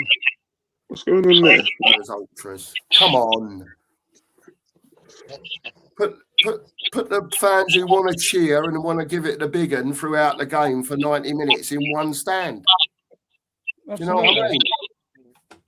It should have like a yellow wall. You know, like Dortmund have a yellow wall. That's what they should have. There should be some fan unity, but they don't have any of that at Tottenham Hotspurs, I'm afraid. That's just. No, man. No, because they. I don't know. They split the shelf side up, didn't they? And they moved them around the stadium and the Park Lane. But they should never have done that. Agreed. If anything, they should have put the Park Lane with the shelf side. Well, Yeah, stuck them together. Yeah, Listen, would have made a right racket, wouldn't they? let me tell you, right, when these tossers upstairs finally do dilute the football and do get their way and get Tottenham football out of that stadium, because I'm still believe that's what they really want to do, because they know the stadium can be used for other purposes and they can still make money, right? The question will be, where will Tottenham Hotspur rebuild a stadium at? In Tottenham, where will it be? Hackney No room Marshes. in Tottenham, is there? Hackney Marshes. That's what I'm saying. Realistically, we'd have to move out of London, wouldn't we? I don't know. Enfield's got a bit of room, haven't they? Up that way. Isn't it? Cheshunt Way. Maybe. Cheshunt. I ain't gonna go back we to have to do a Chelsea. Milton Keynes, we have to do a Wimbledon, innit? Move out of London there and go to Milton Keynes, innit? And become MK Tottenham or something like that. They gotta do- Plough Lane's still there, isn't it? Which one? Plough Lane's still there, isn't it? Mm. They haven't built on it yet. Yeah. Still there. Still there. Shut the Now, Greyhound Stadium why should down. we Use- move though? Fucking bollocks, What? isn't it? Well, the answer It to is. answer to the question, who if we stay up, who's going to be gone in the summer? I think it's going to be a bit of a clear out. I it's actually gonna be a think our two centre backs will be gone, Nicky and Romero. Yeah, they're They're gone. both pushing for moves. I think Porro will be gone. Doggy. Doggy. That's your back possibly. four gone. The only I thing don't think Doggy's Do you know got- the only weird thing is, thing- yeah, I don't think I'm showing a Doshi yet, and I'll tell you why. A dog is injured at the moment, yeah, and he's injury prone, and it's every season that man's got an injury. Yeah. Yeah. Right. I wouldn't be surprised, yeah, if Spurs do sell him, it won't be for that much money, because a lot of teams will be looking at him thinking that he's a risk. Let's sell him abroad. He'll go abroad anyway. And don't forget, he only come in for about 13 million quid or something, wasn't it like that? 15 million Yeah, quid. he won a lot of Yeah, money. Yeah, like we'll make that. our money back on him. They'll get their dough back on that, Phil. They'll get their money back on that if they got rid of him. Porro, are you going to buy Porro for 42 million quid? No, You're lucky if you get 25, mate. I'll tell you that much. you're lucky if you get 20. I would give you 15. Thing is, I disagree. I think Porro still gets. I still think you get 40 million from just because I think someone in Spain and buy him for that. He's still a Spanish international. He's just shit. It's just shit. Shit For us. at Spurs. He's got the quality. I think it's It's not like the anymore. international, them players, the European players, they get time on the ball. This is what I'm on about. When you watch Europeans, that's why Spurs have done bloody well in Europe against the Europeans, because they had time on the ball. In the Premiership, you don't get that. You're getting world-class players coming at you 100 mile an hour, aren't you? Do you know what I mean? And knocking shit out of you. And that's what will be happening to him in the Championship, mate, except it won't be 100 mile an hour. It'll be 150 mile an hour, mate. They'll be coming at you to knock you over. Yeah, And well, there's a listen, difference. just And there's it. a difference there as well, Cookie. They're men in that league, proper Yeah. men, Yeah, and they lift definitely. you hard. Yeah. And the I good know news for that league. I was going to say the good news for that league, yeah, is there's no VAR. I don't have to hear about VAR and referees this and Oh. referees that, because that's another thing I really don't want to hear. All this VAR crap about fucking what's it? That player that pushed our player in the back and went into the goalkeeper. It's all done and dusted. What can they do about it now? Robbery. Yeah. Yeah, robbery. What can they do about it now? They're saying, oh, the referee got it wrong and they should be taking him into account and all that. We're not going to get the points. We're not going to get the game replayed. So what's the point? That's what Derby said Too too. late, man.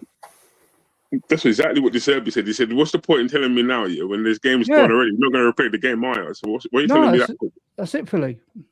Absolutely. Yeah. Agree. Well, Yeah. Liverpool tried that against us, didn't they? Tried to get the game replayed, didn't Yeah. they? That was blatant, though, wasn't it? But blatant. Oh well. They Yeah. like Yeah. robbery, Mr. The, M re- said. the, the, But the that's But that's standard why. of refereeing- That's why we ain't got a referee decision because of this bloody Liverpool problem. Do you reckon that's what it is, Rowley? Do you reckon that is It's what it's been- all about? All it's been because like of that that VAR shit Again, yeah, against Liverpool. yeah, Fucking I hell. reckon so. I think the standard of refereeing is so bad. It's probably the worst it's ever been. We've never had a penalty all season, have we? I mean, someone put in the group chat today, didn't they? Like a West Ham player putting his arms round someone trying to shield the ball, Yes, I saw that. Yeah, And right under he his hit armpit his like that. hand. He'd gone off for a Yeah. corner or goal kick or whatever it was given. Yeah, That should have been a fucking penalty. all day long. All He's day trying long. to put his arm around the player to stop him from getting the ball. It hits his hand. That's Well, he a literally penalty, put his innit? arms. He actually put his arms underneath like that, and Yeah. trapped his onto his shoulders, don't he? And It's as he insane. put his arms Referees, underneath, referees so he are couldn't not taking. They're not taking accountability anymore. Referees, for me, they're making the easy decision and then letting VAR deal with it. And even VAR now don't really want to deal with it unless they have to. And they're both passing the buck to each other. I think the referees should just referee the game. And that's why, for me, if we do go down, which looks likely, it will be quite nice to have a season without VAR. I mean, well, I maybe think more. Who Lange knows? and Binay should be sacked now. Go on, Yeah, son. you know what? Look, they totally You know what fucked up happened now. though? You know what happened? Spurs will go down and they introduce VAR into the championship for next season. Probably. I'll tell you what will happen. Go on. This would be the most Spurs thing ever. We go down and Vinay and Lang get fucking pay rises. That would Oh, be, Yeah, don't say would that. not. That would literally not surprise me at all. No, That I would can't see literally not surprise me. Don't say that. We Do can't you be know as that? good. Do you know what? Cookmaster, Nige, you know me. You met me last summer. Yeah, I'm gonna say this. Yeah, I looked at the summer window and I'll be lucky enough to go in and I said that summer window was a 5 out of 10. Yeah, it was an awful window in the fact that we didn't buy what we needed. As a result of that summer window, yeah, of not buying what we needed and not getting a left wing or back up on the right hand side, yeah, Lang got promoted to a higher position as a result of that window. And I'm looking at him thinking, this man has made a mockery of that transfer window. How on earth are you He promoting? went on holiday, Philly. I know. He I went said that at the for a time, by the week. way. He went on holiday. He went on I mean, 2 holidays. Fucking hell. We every year, yeah, right, during the preseason, all these mans, yeah, Lang, Vinay, Levy, whoever is in charge, yeah, go with the team on preseason tour. Why are you on preseason tour shaking hands on the football pitch? Who are you? Who are you to be shaking hands on the football pitch? What are you? What you're not famous. You're He supposed should to be be in the behind the office looking scenes. at transfers. That's what he should be Right. bloody doing. Right. But instead, they're on preseason, yeah, in Korea, yeah, and in Australia, signing autographs. Why? You see what I mean? That's why I look at the priorities of the football club and think the priorities aren't there. They don't have it. They don't want it, and they don't. And because they're getting what they want, they don't need to do anything to. They don't need to do anything because they're getting what they want anyway. Yeah. Big up, Daniel. Thank you for the super sticker, mate. Much appreciated. Guys, I think I'm going to leave it now. I'm getting tired. But, thank you to each and every one of you for joining me. Really appreciate it. Enjoyed it. And thanks to the chat as well. Cookie, you on tomorrow? Yeah, tomorrow morning? Mate, tomorrow morning, 9:30, breakfast brunch. Link will be going in the chat for any fans that want to pop on to have their say. I'll be having my say on what I thought today, especially when I've slept on it tonight. You know, usuals are more than welcome to jump on. I'll stick the link in the WhatsApp group in the morning when I've got it, and I'll stick it in the chat once we roll in at 9:30, mate. I believe shortly after you. We'll be passing you on. Philly, what time's your show on tomorrow, mate? I have a lovely show about Roman Reigns at 8:50 in the morning on my channel, Sportscentrics. And I also might join the Cookmaster later on to have a chin wag about the Spurs game. Because, oh my word, even when Wolves passed the ball to a Spurs player, we still haven't got the balls to finish it off. Because that first chance from Awani, I ain't going to say no more. We'll talk about that tomorrow morning on the show. So, well, come over to the 2 marks and watch that. There you go. What does that manager see in Moani? Man, he is. What does he see in Moani? I don't know. He's already said today in his presser he needs to take him out for breakfast, lunch, and dinner to persuade him over the coming weeks that he's a good player. He needs a fucking slap. That's what he needs. Sorry. Listen, That's Rowley, I'm fucking only neat. telling you what De Zerbi said in the presser. Oh my No need God. to shout at me, son. Jesus. No, but that's what No, it I is. know, Fucking Rowley. good I'm only slap. pulling your leg, Rowley. Wake him up a bit. Fuck him up. It's fucking too late to wake him up, mate. That's We're honestly. already fucking Yeah, down he's, the way we're going because of fucking dickheads like him. We're approaching No, match day it's the dickheads 34. and still above him. sleepwalking. We're down because the dickheads above him fucking hired him. Well, and that as well, Listen, Rowley. Yeah, but his they're all performance on the dickheads. pitch ain't been very good, has it? So, you know. They're all I mean, dickheads. really, what has this club come to, mate? You know what I mean? Absolutely. Absolutely. On that, we will call it a night. Guys, thanks for joining us. Thank you to everyone in the chat. Please smash a like on the way out if you haven't. If you haven't subscribed, subscribe to everyone in here as well. Much appreciated. Thanks, guys. Have a great night. And See you as later. always, come on. Cheers, Good. guys. Great show. Great show. Big up, See you everyone. later. Bye.